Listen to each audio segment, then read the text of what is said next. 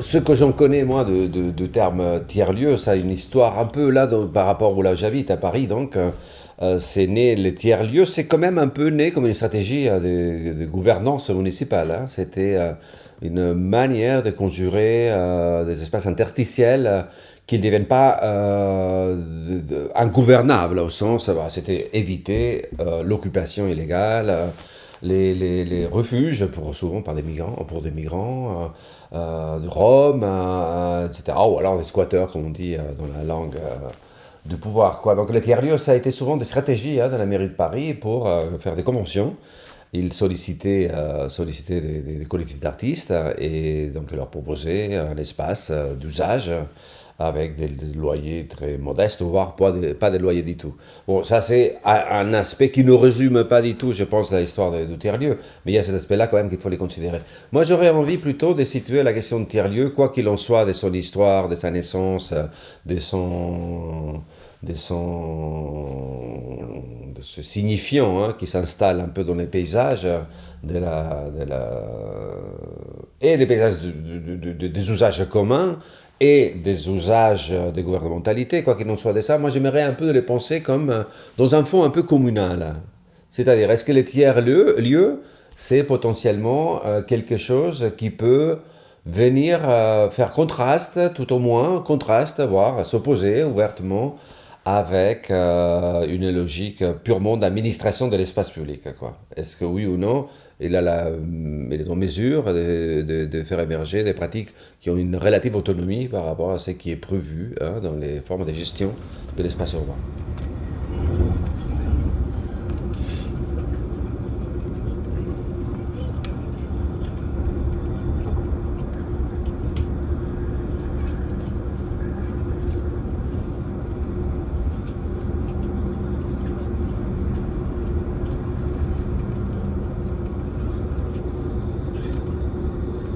Les tiers-lieux, même si c'est un concept qui est assez ancien, il a émergé dans les années 80 avec Ray Oldenburg, qui est un sociologue américain, donc qui a développé ce concept-là.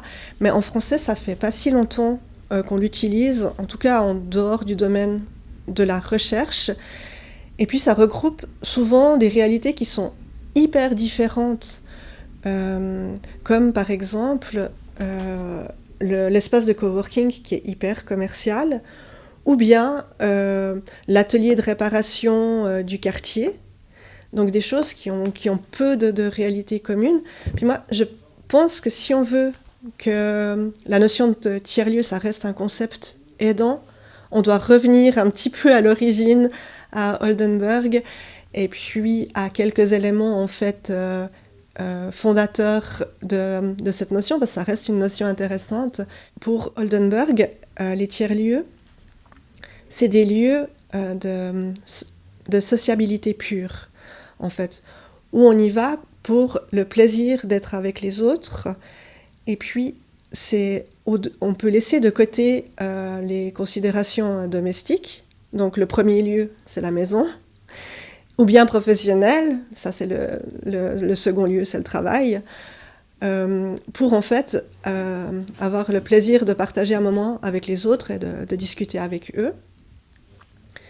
Et donc ça voudrait dire que les tiers-lieux, ils agiraient comme, on pourrait dire un niveleur social, même si cette expression elle n'est pas très jolie, mais dans le sens où ce qui est au centre, c'est la relation, et c'est pas les rôles des uns par rapport aux autres, mais c'est la relation des uns avec les autres. Et puis ça, je pense que c'est très différent. Ça veut dire qu'au-delà de ton origine ou de ton activité professionnelle, ce qui compte, c'est le fait que tu peux être avec des autres et partager un moment avec eux, et puis te retirer quand ça te chante. Et donc, ça, je pense que c'est vraiment au cœur des tiers-lieux.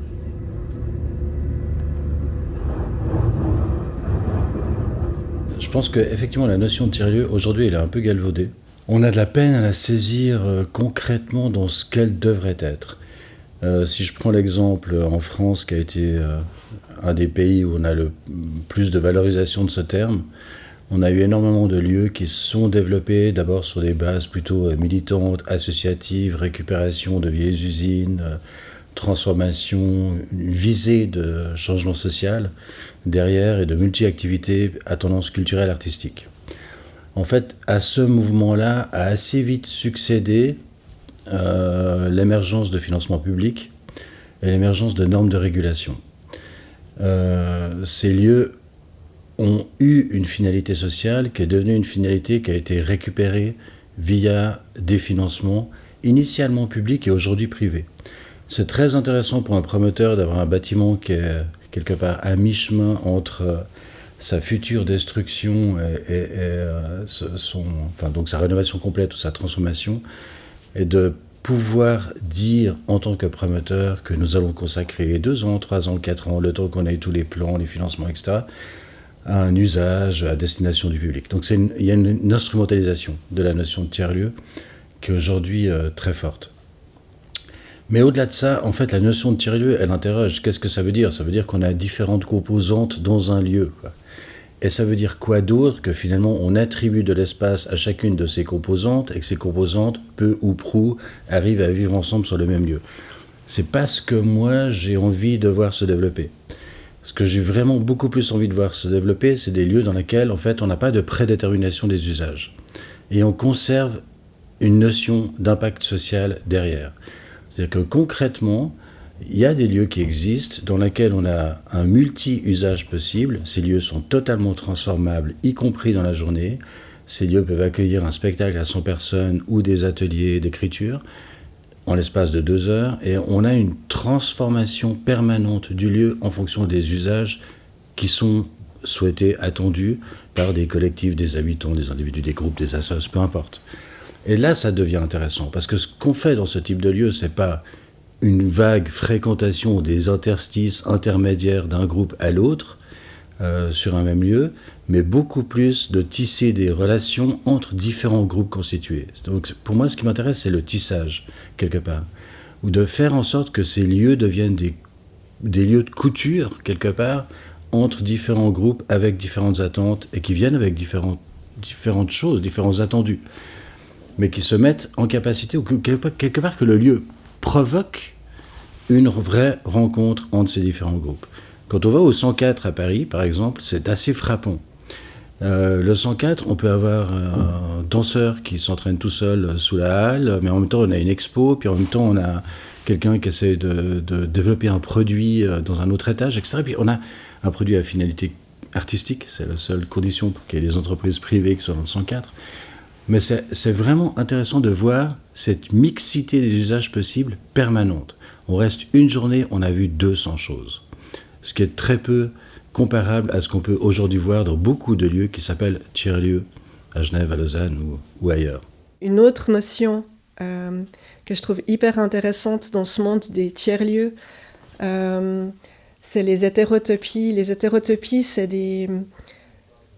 on va dire que c'est des lieux physiques où peuvent se déployer des utopies, donc ça serait comme des utopies concrètes. Ça peut sembler contradictoire, mais en fait ça l'est pas. C'est comme quand on était petit, puis on construisait des cabanes, et puis la cabane, ça pouvait très bien être à un moment donné un sous-marin, à un autre moment un château, ou bien les deux ensemble.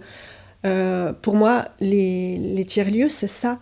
C'est des lieux où on peut déployer notre imaginaire dans un espace géographique. En fait, il y a 2 types, à mon avis, de conditions pour avoir des lieux infinis. La première, c'est l'abandon de la notion de pouvoir, ou la transformation de la notion de pouvoir en quelque chose de beaucoup plus diffus. Et comment est-ce qu'il y a une forme d'organisation collective ou de gouvernance de ce type de lieu qui peut ne pas être un étouffoir à envahir ? C'est-à-dire qu'il n'y a pas de prédominance du pouvoir ou d'accaparement des lieux. Ça, c'est le premier élément. L'autre condition déterminante, c'est la question de l'espace. Quel est le degré de modularité de l'espace ? Je pense que si on a des espaces qui sont modularisés, qui sont préparés pour un usage, c'est faux. Si on a des espaces qui peuvent se transformer, on est beaucoup plus dans le juste. Si on reprend l'exemple du 104, la moitié des 80 employés sont des menuisiers, électriciens, etc., qui vont changer le décor en permanence. Donc ils vont modulariser totalement l'espace. Et là, ça devient intéressant.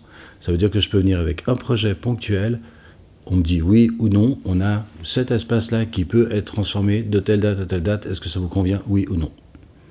Et l'espace est transformé en fonction de l'attente de celui qui vient. Ça, c'est intéressant.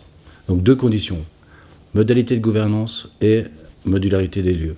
Mais le concept des lieux infinis, c'est étonnant, parce que je pense que personne n'arrive vraiment à le définir, et en même temps, le concept est porteur. C'est-à-dire qu'il provoque des réactions et disons, le concept en lui-même ouvre le champ des possibles. Et ça, c'est intéressant.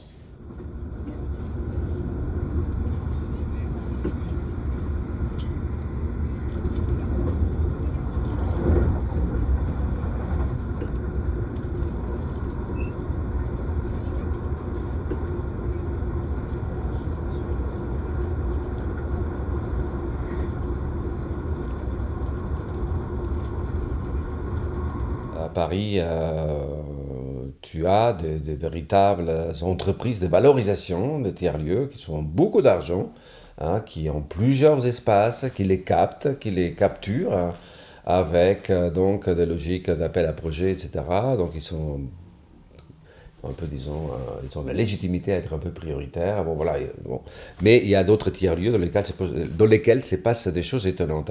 Et lorsque je dis qu'il se passe des choses étonnantes, c'est que du coup, il y a un peu une effraction, hein, à ce qui est attendu de ces espaces-là. Ce n'est pas simplement des artistes qui ont un usage pour le travail de création, etc. C'est qu'ils se mettent à accueillir des choses inattendues. Je te parlerai un exemple, il y en a plein d'autres, je crois, hein. Par exemple, la station Gare des Mines, c'est un tiers-lieu qui est né d'une ancienne station, hein, la porte d'Aubervilliers, donc dans un espace urbain assez désolé.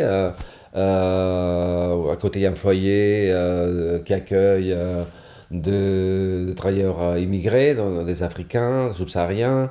C'est un endroit, il y a énormément de consommation de crack aux alentours, etc. Bon, donc voilà, la mairie a convenu avec des collectifs d'artistes une sorte de convention, je ne connais pas les détails, quoi, dans lesquels il y a tout un tas de pratiques de création de musique expérimentale. Et il y a aussi des concerts où toute une jeunesse parisienne vont les soirs. Et là, bon, bah, je ne dirais pas que c'est passionnant. Le travail de création, je pense qu'il est intéressant, mais les dispositifs après d'accueil, la fête, consommation d'alcool, machin, truc, bon, vigile à l'entrée. Bon, moi, ça ne me donne pas une envie folle, mais il se trouve qu'en même temps, ils accueillent des choses un peu étonnantes, dont, par exemple, entre autres choses, un collectif d'accueil des migrants, des jeunes mineurs, qui vivent dans la rue, qui s'appelle La Case, je crois, La Casa, ou je ne sais plus, Coucou-Clou, qui accueille donc des jeunes. Ils ont fabriqué avec un collectif d'architectes, une sorte de logique coopérative, une énorme bâtisse en bois, avec les jeunes. Ils se sont trouvés des astuces pour les payer, soit vraiment limpide, quoi. Et voilà, donc il y a un lieu d'accueil dans lequel il y a de l'accompagnement, il y a de l'accompagnement juridique, mais aussi des moments de répit, d'échange. Il y a aussi des psys qui font parfois des entretiens lorsqu'ils ne vont pas bien. Bon, voilà, bon, c'est accueilli dans un tiers-lieu. Et ces jeunes-là circulent aussi dans les ateliers de création. Ils sont accueillis aussi. Moi, je trouve ça pas mal, franchement. Donc là, je trouve que là, ça répond à ce que moi, je considère étant une nécessité aujourd'hui, urgent. C'est, quand je parle des formes communales, c'est ça, hein, c'est comment on tisse des formes de communauté entre des formes de vie qui sont hétérogènes et se retrouvent et ils arrivent non seulement à coexister, à être côte à côte, hein, mais à fabriquer quelque chose qui concerne, à fabriquer du concernement mutuel. Bon voilà, ça c'est par exemple une manière de considérer la question du tiers-lieu. Après il y a des tiers-lieux à Paris qui sont juste horripilants, hein. Qui sont de véritables boîtes à fric, quoi. Voilà, c'est tout, quoi. Hein. Et donc il y a un peu de trucs écolos, ça fait bien, quoi. Hein. Petit jardin partagé.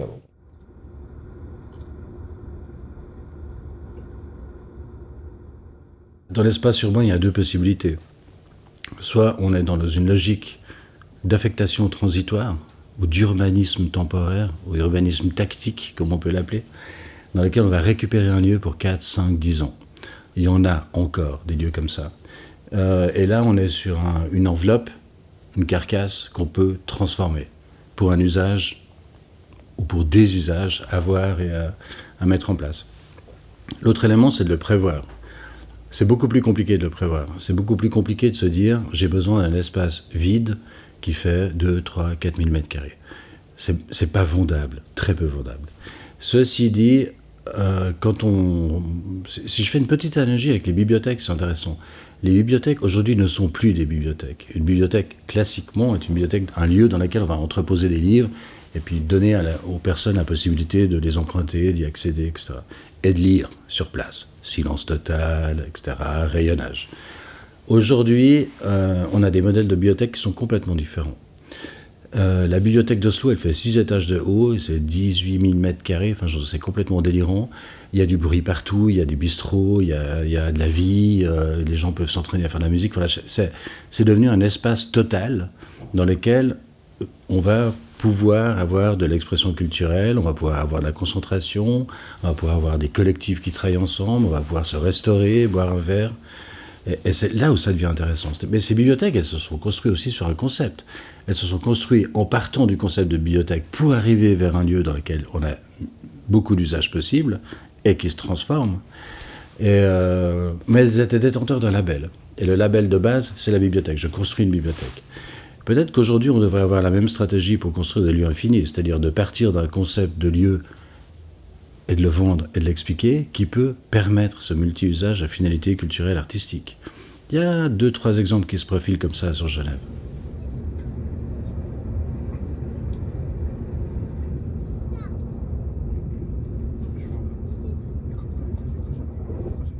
Alors, effectivement, la première impulsion, elle est peut-être même pas forcément liée au lieu, mais c'est vraiment lors d'un hackathon qui avait été organisé sur la thématique de science et cité, puisqu'on est dans un nouveau périmètre, une nouvelle ville, c'est 60 hectares de développement urbain qui sont prévus, ce fameux quartier de Ronco 21, au sud des voies de chemin de fer.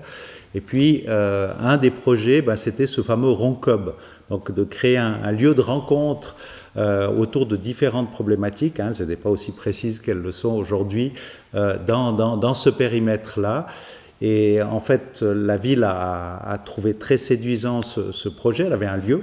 Alors un lieu, c'était les anciens abattoirs de la ville qui avaient été mis à disposition d'une œuvre d'entraide sociale pendant de nombreuses années, puis qui se retrouvaient aujourd'hui être à nouveau à disposition de la ville.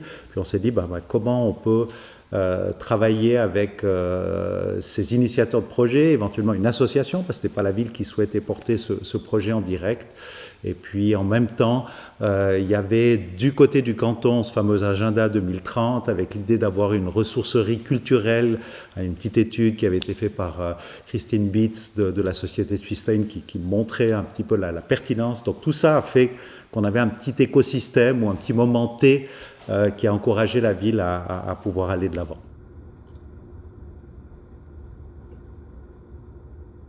Pour moi, ce qui a été vite, c'était la décision politique de reconnaître l'association comme pouvant porter ce projet d'archipel, appelons-le comme ça, parce que c'est le nom du projet. Il a fallu aussi que cette association lui trouve un nom. Ça a été assez vite. Après, voilà, d'avoir le produit fini, il a fallu un petit peu plus de temps, mais malgré tout, c'est vrai, je vous donne raison, on est dans un temps politique qui est relativement court. Il faut trouver ce concept de base pour pouvoir rendre vendable un concept de lieu infini et pas de tiers-lieu à des acteurs publics ou privés. Les acteurs privés, ils voient un intérêt. C'est vraiment stratégique, mais sous réserve que ce soit dans une finalité temporaire, c'est-à-dire un usage du lieu pour un certain temps donné. C'est parfois assez pervers, parce que on cherche à éviter que ces lieux soient squattés, etc. Il y a des finalités de protection du patrimoine privé. Mais en même temps, il y en a certains qui sont très ouverts aussi à des nouvelles pratiques. Et ça devient vraiment intéressant. L'autre élément pour développer ce type comment dire, cette appétence plus grande des pouvoirs publics ou de propriétaires privés par rapport à des concepts de lieux à fort impact social, parce que c'est vraiment ce qu'on cherche à faire. Effectivement, on ne cherche pas à faire un centre culturel froid. C'est aussi de savoir de quoi on parle et de qu'est-ce qu'on se construit comme vision collective de là où on veut aller. On a fait une expérience à Genève l'an dernier. On est parti à 35 architectes, urbanistes, avocats,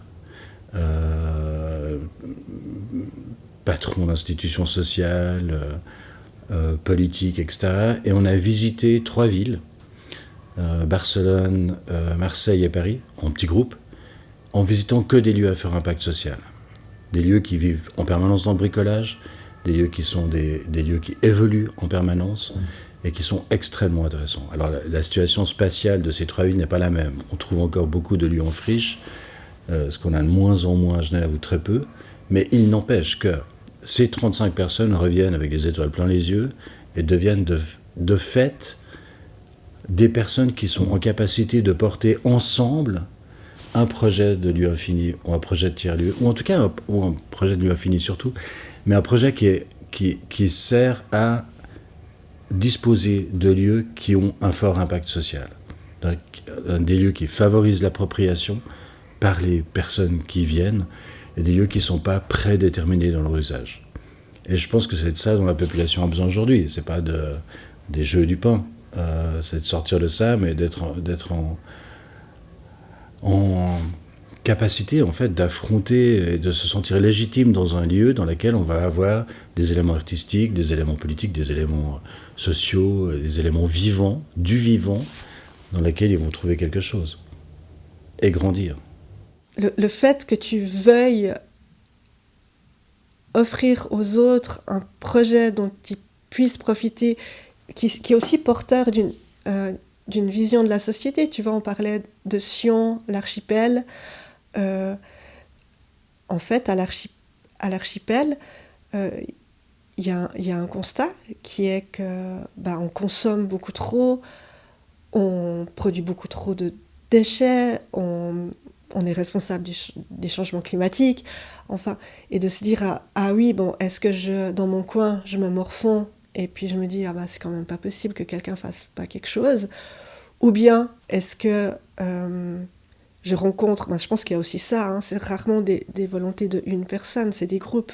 Je rencontre des gens qui partagent en fait les mêmes constats que moi et qui sont des constats qui peuvent vraiment nous faire souffrir et nous dire est-ce que nous, on pourrait pas trouver un bout de solution, et ce bout de solution, pas simplement en parler entre nous comme ça, mais faire vraiment quelque chose.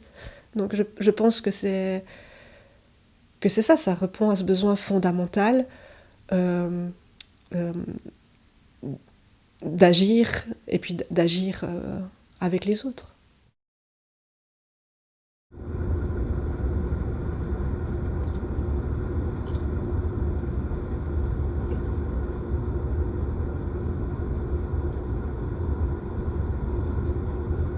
Du côté de la ville, il a fallu faire cet acte fort de dire on met à disposition ces locaux, on doit essayer de cohabiter. Il y a un restaurant qui était là à l'époque, qui est venu s'installer. On a dû trouver des modalités avec l'association gérante pour dire vous occupez de ce qui est peut-être votre activité, le restaurant c'est la ville, comment on trouve la cohabitation avec les services de la ville qui utilisent aussi ces différents lieux. Je pense pour l'association, elle a dû se stabiliser. Je sais qu'il y a eu pas mal d'arrivées, de départs, de se structurer pour être vraiment un acteur. Puis il a fallu aller rechercher des fonds aussi pour cette association auprès de la ville, auprès du canton aussi, éventuellement auprès d'autres partenaires.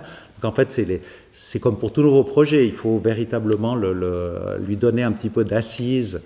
Mais une fois que l'idée était lancée, je dirais que c'est des éléments qui sont liés intrinsèquement à tout développement de projet sur la gouvernance, sur les parties financières et les parties infrastructures. Alors c'est vrai que la nature ayant horreur du vide, dès qu'on a un bâtiment, on peut se dire qu'il y avait des services, qu'il y avait d'autres idées.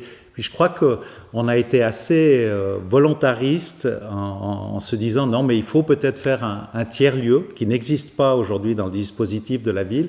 Puis il y a peut-être une coïncidence qui est arrivée, c'est que le projet de Ronco 21, il est développé par Herzog et de Meuron.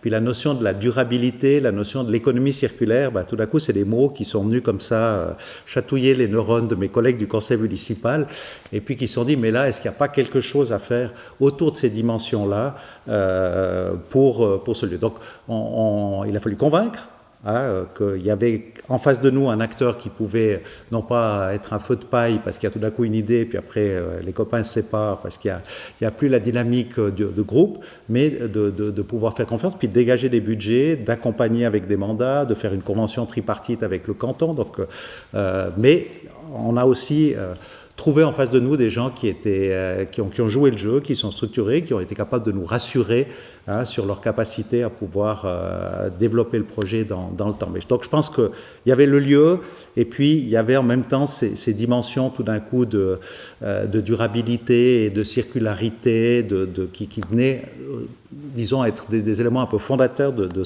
cette nouvelle ville, et puis qui s'inscrivaient bien dans ce lieu. On a un exemple à Genève là, qui est peut-être pas tout à fait encore public, mais c'est pas grave.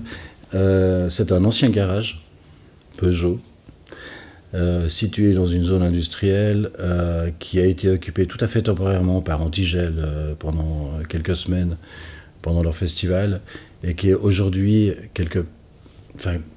qui est mis à disposition de plusieurs collectifs de jeunes qui sont en train de se structurer pour être une association avec un minimum de base légale. Et en fait, ce lieu est un lieu, alors c'est un ancien grand garage, donc c'est quand même, je pense qu'il y a 1500 ou 2000 mètres carrés, enfin c'est quand même grand, et sur 2 étages. Et en fait, les normes de construction sont parfaites pour un garage, mais il faut adapter les normes d'évacuation si on fait des espaces de lieux de fête, de concerts et de vie. Et là, il y a 3 acteurs publics, en l'occurrence 3 communes, qui se sont mis ensemble pour chercher du financement, pour mettre le bâtiment aux normes, pour pouvoir le confier au collectif de jeunes. C'est intéressant.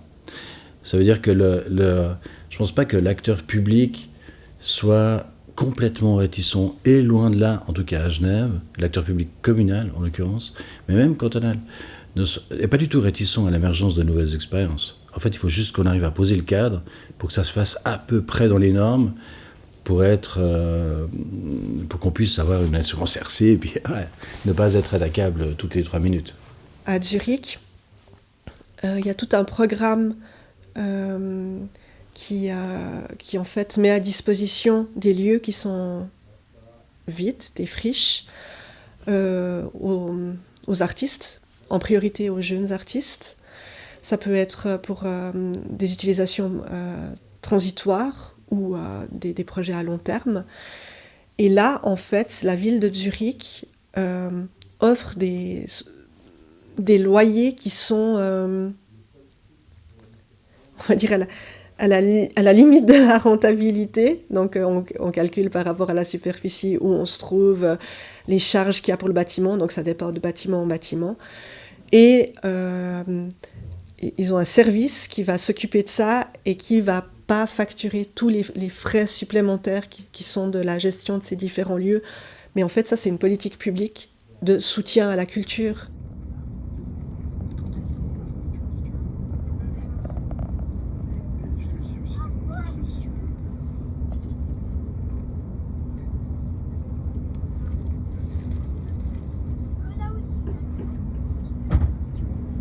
On veut que ce lieu partage ces notions de durabilité, de circularité. Donc les écoles viennent, il y a vraiment pour moi des missions de médiation dans ces nouvelles thématiques. Ça, je pense que c'est un élément assez important pour les différents pouvoirs publics. Il y a toute la notion de l'économie circulaire. Et c'est vrai qu'on est au début de ce projet de Ronco 21 et on voit que d'avoir une ressourcerie ou d'avoir une infrastructure qui est à disposition, du reste c'est une évolution du projet, on risque d'offrir à l'association des lieux plus importants pour pouvoir justement stocker des matériaux pour démarrer dans cette notion d'économie circulaire, parce qu'on va déconstruire certaines choses, donc avant de les exporter, ou si on arrive à les garder sur place. Donc ça, je pense, sur la notion de l'économie circulaire, c'est quelque chose de très important. Et puis, je l'ai dit, c'est quelque chose qui a une fonction multiple, donc le lieu social, pour moi, il est assez important. On est à proximité d'une HES, de l'antenne de l'EPFL, et ça doit être un lieu où on mélange les publics et les populations. Donc ce lieu, voilà, il y a beaucoup de conférences qui s'y déroulent. On travaille dans tous les domaines, que ce soit du domaine culturel, du domaine énergétique. Donc pour nous, ça doit être un lieu vivant. On l'a fait comme ça, et il doit effectivement avoir cette ouverture sur la cité et sur les thématiques actuelles. Il y a eu des moments dans lesquels, si on songe par exemple à l'Italie des années 70, aux prolongations des centres sociaux italiens, eux, ils avaient un souci, là, beaucoup de centres sociaux, un souci vraiment de s'inscrire dans les territoires, réellement. Ils l'ont fait. Ils l'ont fait. Ils accueillent des actions de santé, des santé communautaires, de psychiatrie communautaire. Il faut rappeler que la psychiatrie démocratique, elle était assez liée aux centres sociaux en Italie. Hein. C'était une réforme, transformation radicale du champ de la psychiatrie en Italie. Bon, un exemple. Après, quand tu posais la question, les tiers-lieux permet peut-être, je ne sais pas si tu disais ça comme ça, davantage d'avoir prise sur des mondes ordinaires. Oui, et parfois non. Parce que c'est aussi des sortes de huis clos, parfois, d'artistes qui n'ont aucun rapport non plus avec le monde d'à côté. Sauf qu'ils sont un peu plus soumis à la logique, à la tutelle. Donc, bon, voilà. C'est là où, à chaque fois, il faut penser singulièrement un peu qu'est-ce qui se passe là, à cet endroit-là, quoi. Hein. Moi, j'ai l'impression que oui, c'est la première pierre de tout ce projet de transformation de ce quartier de Ronco 21. On l'a presque designé comme tel. Et puis, au-delà des hommes ou des femmes ou des associations, j'ai l'impression qu'il a aujourd'hui une identité qui est forte. Il a une réalité matérielle aussi qui fait que c'est un lieu de rencontre, c'est un lieu dans lequel on a pris l'habitude de vivre, donc il y a encore des enjeux à développer. Et je vois mal comment on reviendrait en arrière. Mais voilà, après, il faut le faire vivre, il faut le faire encore connaître. Mais à mon sens, le fait de l'ouvrir au maximum au public et pas c'était le défi de départ, de le refermer peut-être sur quelques personnes. À mon sens, cette ouverture, elle est réelle aujourd'hui. Et quand les gens ont pris l'habitude d'aller à l'archipel, je pense qu'on aura une habitude qui va devenir pérenne et durable aussi. Faire une politique publique du fait de laisser des lieux libres pour l'expérimentation, moi j'ai l'impression, et puis les différents éléments qu'on a étudiés, ça le montre bien, que c'est nécessaire. En fait, c'est des espaces de respiration, c'est des espaces où peuvent germer des choses extraordinaires qui n'auraient pas pu exister, ou en tout cas pas sous cette forme-là, sans ça. Maintenant, il y a certaines villes qui soutiennent ça de manière très forte. Je parlais par exemple de la ville de Zurich. Mais par contre, il y a une telle pression sur le territoire. Il y a tellement d'activités et de fonctions qui doivent trouver place que des fois, cette pression telle fait qu'on va occuper tous les vides.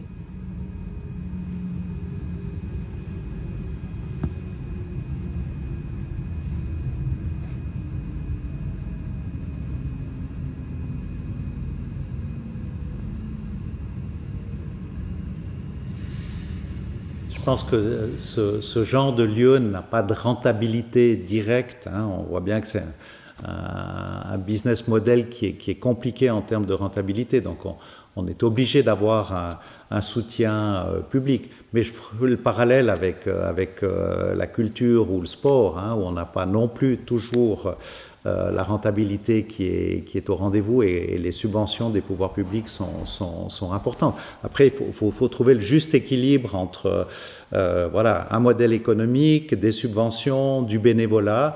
Mais aujourd'hui, je dirais que du côté de la ville, on est engagé dans plusieurs domaines pour reconnaître aussi une certaine professionnalisation et aussi une rémunération qui est correcte. On ne peut pas demander aux gens de travailler en étant payés au lance-pierre et puis effectivement de développer leur vie personnelle. Donc ça, on en est assez conscient, et c'est pour ça que les budgets, malgré tout, sont quand même assez importants. Penser que l'acteur philanthropique va tout financer sur un très long terme, c'est une erreur. Penser qu'un acteur philanthropique peut prendre une base pendant 4-5 ans qui permet de construire quelque chose, c'est moins une erreur. Ne pas disposer de modèle économique, c'est une méga erreur. C'est-à-dire qu'on se met dans le mur.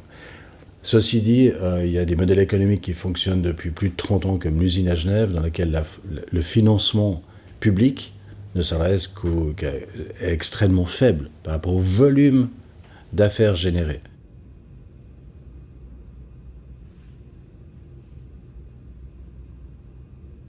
Mais aujourd'hui, ça reste quand même très compliqué. Il faut avoir une vraie spécificité, une vraie tonalité qui fait que les personnes soient attirées pour que ça marche. Ou alors le bâtiment est gratuit. Si on prend l'exemple assez connu des grands voisins en France, on avait des populations très précaires, mais en même très précaires. C'était l'hébergement d'urgence la nuit. Il y avait deux autres types d'activités, dont une qui était centrée sur l'utilisation de l'espace public, en mettant en place du ludique, en dégageant du financement pour les autres activités. Et ça, c'est devenu intéressant. Parce que là, de nouveau, le modèle s'est mis en place de manière à autofinancer les activités à impact social qui étaient derrière l'apparence de fête. Et c'est pas mal. Moi, je pense quand même, pour des questions un peu d'affect aussi, des besoins, un peu de survie affective, nous avons besoin aussi de ces fonds communaux que j'évoquais au début. Et que le tiers-lieu puisse en être un instrument, je n'en doute pas. Ça peut être aussi une caricature entrepreneuriale, quoi. Hein, mais que ça puisse être un lieu comme d'autres expériences comme ça, je n'en doute pas. Et aujourd'hui, il faut faire, je pense, un peu feu de tout bois. Et y compris des formes... des formes d'invention de nouveaux rapports dans des institutions tout à fait classiques. Moi, j'ai beaucoup travaillé dans les soins, donc dans la psychiatrie, dans les mondes assistentiels, dans le monde médico-social, dans la protection de l'enfance, qu'on puisse s'intéresser à des manières de faire exister de nouveaux rapports à nouveau qui soient guidés par l'entraide, la coopération, la forme de démocratie à l'intérieur des institutions et tout ça, je ne vais pas cracher dessus, quoi. Hein. Ça ferait totalement sens que ça devienne une politique publique de dire on prévoit des espaces pour des initiatives qu'on pourrait classer sous le terme de tiers-lieu. Et comme justification de dire ça fait partie du soin qu'on porte à la démocratie. D'ailleurs, très souvent, les tiers-lieux s'inscrivent d'une façon ou d'une autre, assez directement dans le lien qui est porté à la démocratie. Donc, non, ce serait une justification très forte. Mais c'est vrai que c'est des fois mis dans la balance. Je ne dis pas que c'est juste, que c'est bien, mais avec beaucoup d'autres enjeux. Alors effectivement, on voulait un lieu de vie ouvert sur l'ensemble des générations, sur les familles. Et j'ai parlé de la maison de projet, la maison de quartier. C'est comment on va expliquer aux jeunes enfants comment cette portion de ville elle va se développer, avec quelles valeurs. C'est pour ça qu'on fait de la médiation aussi. Et puis vous avez raison, il y aura une porosité ou une perméabilité vis-à-vis de ces jeunes et de l'environnement dans lequel ils pourront découvrir ces principes qui vont faire la société de demain ou leur société de demain à l'archipel, et peut-être susciter des vocations dans ces domaines de compétences, bien sûr, qui sont de plus en plus importants.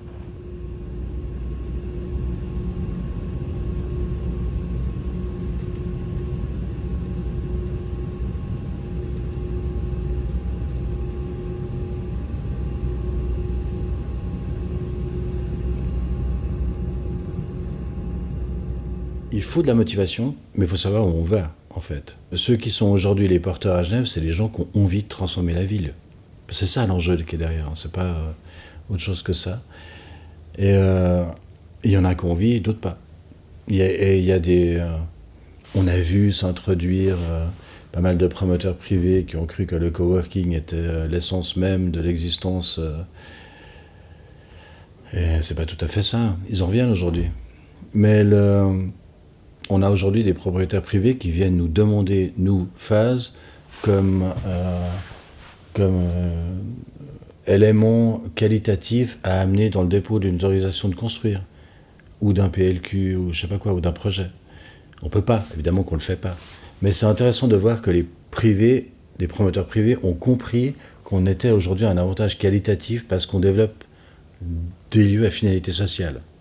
C'est intéressant. Ça veut dire que, voilà, c'est un peu pervers aussi, mais c'est intéressant. Mais il faut des porteurs. Il n'y a pas de miracle. Il faut des collectifs, il faut des assos, il faut des gens qui ont envie de le faire. Mais il y en a plein.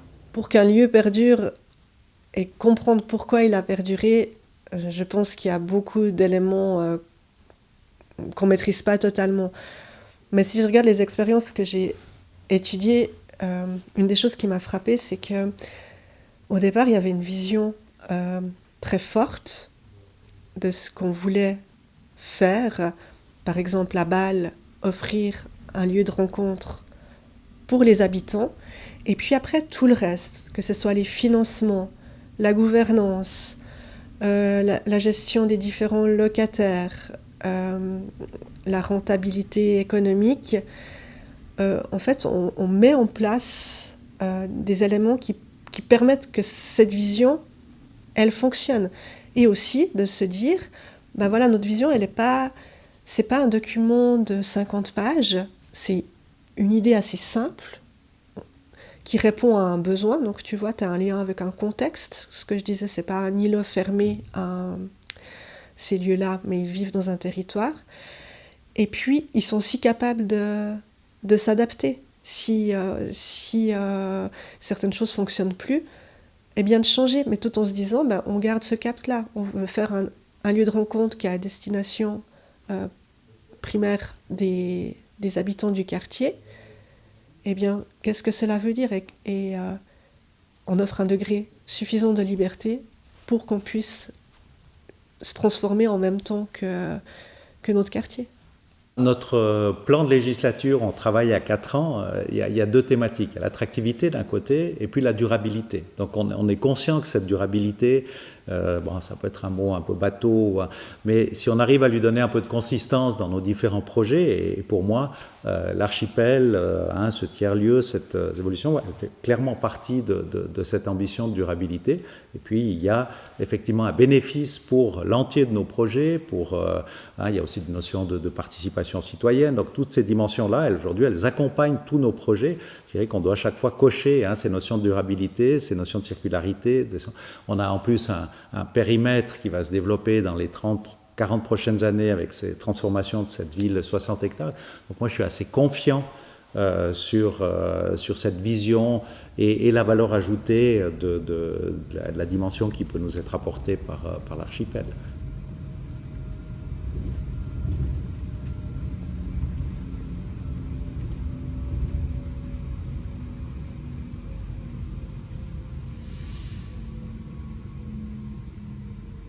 Chaque lieu tente de développer ou développe une finalité sociale.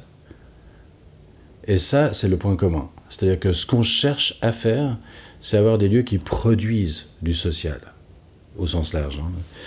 Et à partir du moment où on est tous dans cette même finalité, on a un corps commun. Ce corps commun, on ne l'exploite pas aujourd'hui. C'est-à-dire qu'on n'a aucune étude qui montre quel est l'impact social de ces lieux. Et je pense que c'est une erreur. C'est-à-dire que si on arrivait à démontrer l'efficacité du modèle, c'est un peu difficile à dire l'efficacité, mais c'est pas une question d'efficacité ou d'efficience, mais c'est la plus-value sociale que représentent ces lieux. À partir du moment où on arrive à la démontrer, on devient des interlocuteurs intéressants. Que ce soit du public ou du privé ou du philanthropique, peu importe. Mais je pense qu'aujourd'hui, on ne le fait pas. Et c'est une erreur. Parce que ces lieux se développent, on a des lieux absolument magiques, qui peuvent être quelques mètres carrés, jusqu'à des milliers de mètres carrés, dans lesquels il y a une créativité assez forte. Donc il y a du portage de quelque chose qui est de l'ordre d'un renouveau social, entre guillemets. Mais on ne capitalise pas dessus. Et ça, à mon avis, c'est une erreur aujourd'hui. On doit capitaliser. Et capitaliser suppose la mise en place d'études, suppose d'avoir des critères un peu similaires. Et comment on démontre si on est bon ou pas bon, quelque part.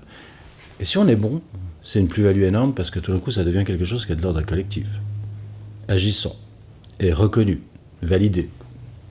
Et là, il y a un intérêt.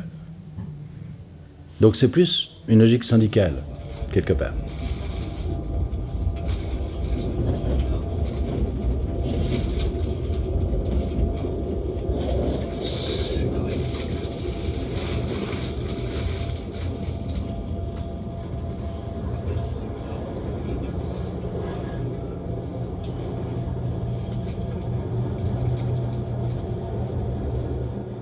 Il faut qu'on travaille sur cette question du commun. on a en commun une finalité, une vision, on a en commun peut-être des modalités opératoires qui ne sont pas très différentes les unes des autres, mais on n'a pas en commun la mesure de l'impact social qu'on provoque.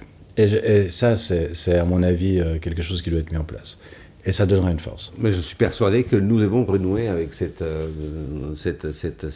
disposition à cultiver l'attention, à cultiver l'appétit pour ce qui diffère de ce que nous sommes censés être là où nous sommes, que tout ça, c'est des dispositions, des inclinaisons qu'il faut cultiver pour qu'elles se diffusent, et que c'est inévitable, et on le fera, et on en aura besoin de le faire. On aura besoin de le faire parce que c'est une expérience d'effondrement qui est en train de se vivre aujourd'hui avec cette sorte de radicalisation libérale qui conduit à ce qu'on pourrait appeler des formes de libéral-fascisme, quoi. Et que ça, nous le prendrons à bras le corps. Forcément nous le ferons. J'en suis persuadé. Moi, je suis toujours hyper impressionnée, hyper admirative quand je vais visiter un de ces, appelons-les tiers-lieux, un de ces tiers-lieux, des choses qui se sont mises en place, des solutions qui ont été trouvées, des